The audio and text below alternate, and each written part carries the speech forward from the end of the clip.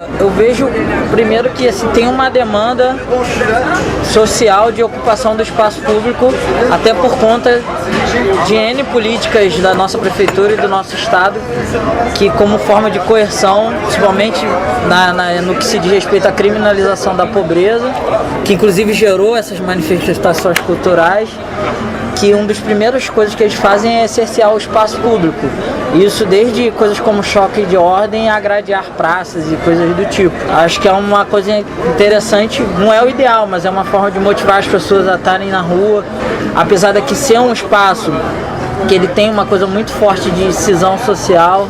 Você vê que não é qualquer pessoa que vai entrar no CCBB, e mesmo assim, quando entra, dependendo de que traje estiver vestindo ou que cor tiver, vai ser escoltada por um segurança à distância. É tentar que seria a cultura híbrida no sentido democrático, um lugar público onde as diferenças possam coexistir, se respeitando. Isso aqui, entre aspas, parece espontâneo, não é? A gente tenta recriar uma atmosfera de espontâneo para ter demandas de espontaneidade das pessoas da rua. A própria forma da gente de se comportar e tentar abraçar as pessoas que chegam, como esses amigos que chegaram hoje. Alguns a gente conhece, outros a gente está vendo a primeira vez.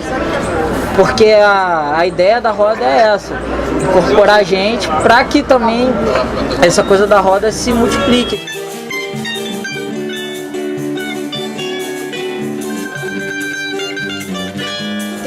Uma coisa que acho que interferiu muito, não só para o choro, imagino que para os outros gêneros, que a nossa história formal da música, ela é muito pautada na história da indústria da música, ela não reflete a realidade social desse gênero. Então a gente tem um vício, as pessoas que não estão no ambiente do choro, muito, a gente vê pelo comentário da plateia, de falar, nossa, gente nova tocando choro. As pessoas tratam o choro como uma espécie de língua morta, um latim da música brasileira. O nascimento do choro é que o marco dele é a primeira música urbana brasileira. No caso, surgida aqui no Rio. O Rio, na época, era a grande metrópole do Brasil, então tinha gente de N lugares do mundo, N partes do Brasil.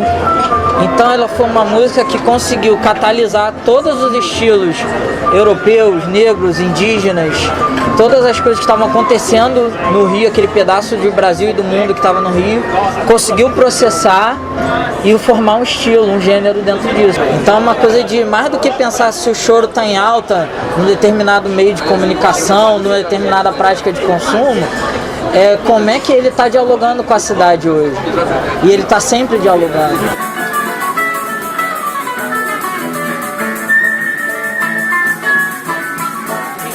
Só tem o autoral assim das pessoas que compõem do grupo, né? Tem outros compositores no grupo. Como a gente pega músicas de pessoas da nossa geração, mais novas, que estejam compondo também para pôr na roda. A gente nunca teve nome, desde a época lá do outro lugar. E aí pintou uma vez que chamaram a gente para fazer uma roda de choro lá com Timoneiros da Viola. E aí a gente botou o nome do choro do Paulinho da Viola, que é Beliscando. Eu fui criado no Engenho de Dentro.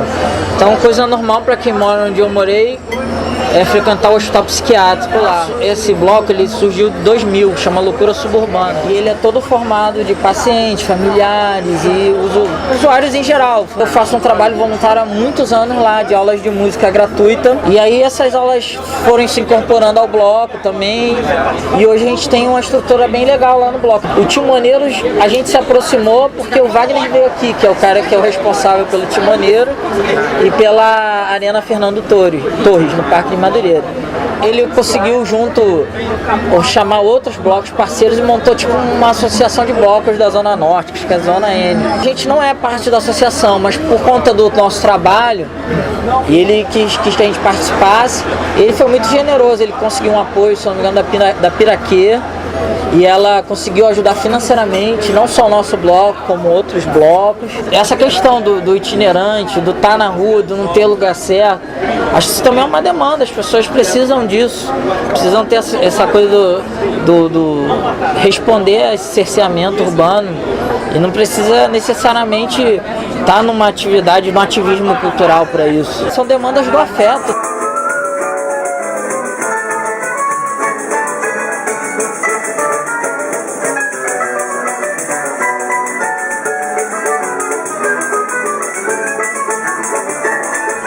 muita expectativa boa sobre as coisas, mas ainda não vi, desde a Lapa até aqui, e com certeza vai se estender até a Gamboa, eu não vi um resultado disso, falando como profissional, que vai dar um retorno para a classe artística, a classe musical. Vejo um retorno muito bom para o comércio, vejo um retorno bom para o turismo, vejo um retorno bom para o terceiro setor. Mas não chega no músico e não chega na música. Pelos próprios registros, né? Pô, você vai chegar no Facebook em casa hoje, com certeza vai ter um monte de gente que tirou foto daqui que a gente nem sabe. E posta lá, fala, ó, galera, fizemos uma foto, hoje foi legal pra caramba. Isso é legal no sentido de você ter um retorno positivo. Só que essa coisa, esse ambiente, essa forma de propor música, ela é muito fetichizada. Então a pessoa que postou essas fotos, ela tem uma ideia muito romantizada do que a gente está fazendo aqui. Eu vejo isso também por conta das pessoas que eu convivi.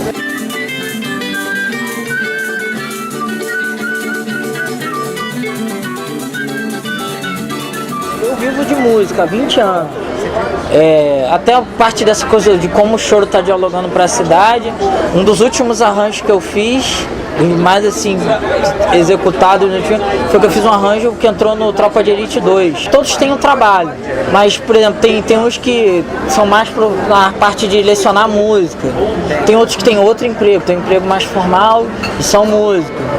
Música é uma complementação de renda. A ideia até de gravar esse disco, coisas do tipo, é pra gente produzir um material para poder estar disputando esses editais, né? Assim, por outras iniciativas nossas, outros trabalhos referentes à música, a gente concorre aos editais.